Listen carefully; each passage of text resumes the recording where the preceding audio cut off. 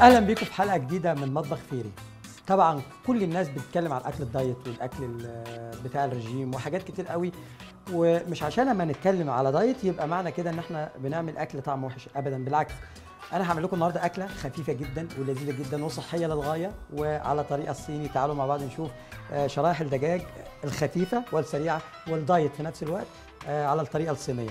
اول حاجه عندي كذا صدر من الدجاج متقطع كده شرايح، وعندي حوالي ربع كيلو من المشروم متقطع شرايح وجزرايه وكمان كوسه وبصل شرايح وشويه كزبره خضراء وفصين توم مفرومين ومعلقتين من الجنزبيل الاخضر المفروم وكمان معلقتين من الصويا صوص وبصلايه صغيره مفرومه وشويه زيت وشويه خل. تعالوا مع بعض نشوف هنعمل ايه. اول حاجه ناخد كده شويه زيت هنا، وبعدين نحط نص معلقه من الصويا كده هنا، وبعدين نقلب الخليط ده. مش هنحط ملح بقى لان الصويا لوحدها بتدي نسبه الملوحه. بعد كده حطينا مباشر الفراخ. في الطاسه الثانيه هنعمل الصوص بتاعنا. طاسه تكون زي الوok كده سخنه، نحط فيها الزيت اهو، وبعدين ننزل بالبصل شايفين، وبعدين الثوم، وبعدين ناخد معاها الجنزبيل، والثلاثه دول هم الثلاثي بتوع الاكل الصيني. ونقلب شايفين عشان الطاسه سخنه مش هتاخد وقت ابدا في التسويه اهو. وفي نفس الوقت عندي هنا الفراخ هتلون معايا صيني اهو. اول الفراخ ما هتديني اللون اللي انا محتاجه هنزل عليها بقيه الخضروات، بس هنبدا بالبصل شرايح ونقلبها تقليبه معاها يبقى الفراخ خدت اللون.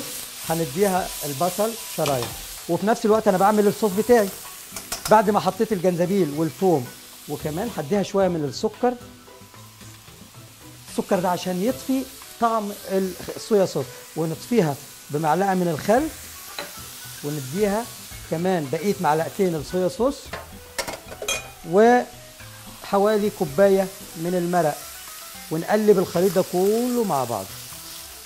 هنجيب الخضار بتاعنا الباقي ننزله مع الفراخ عشان يبقى عندي كميه من الخضروات جميله جوه الاكله بتاعتي اهو. شايفين كمان كل الحاجات بتتجانس مع بعضها. هنقدم الطبق ده مع ايه؟ مع الجلاس نودلز. الجلاس نودلز ده بنعمله ازاي؟ هقول لكم بنعمله ازاي. بنجيب كيس الجلاس نودلز، كزرونه فيها ميه على النار. اول ما تغلي معايا كزرونه الميه احط فيها الجلاس نودلز واسيبها على جنب تطلع معايا بالشكل ده.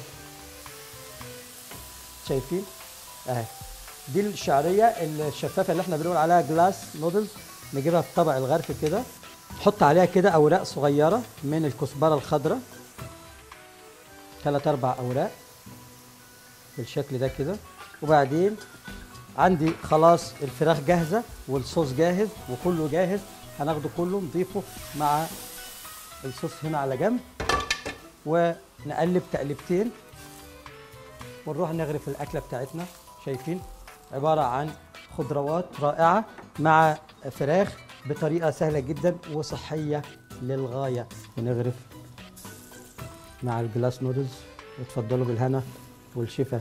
دايما وانتم بتتابعونا على صفحتنا على الفيسبوك هتلاقوا كل ما هو ممتع وكل ما هو جديد مع فيري.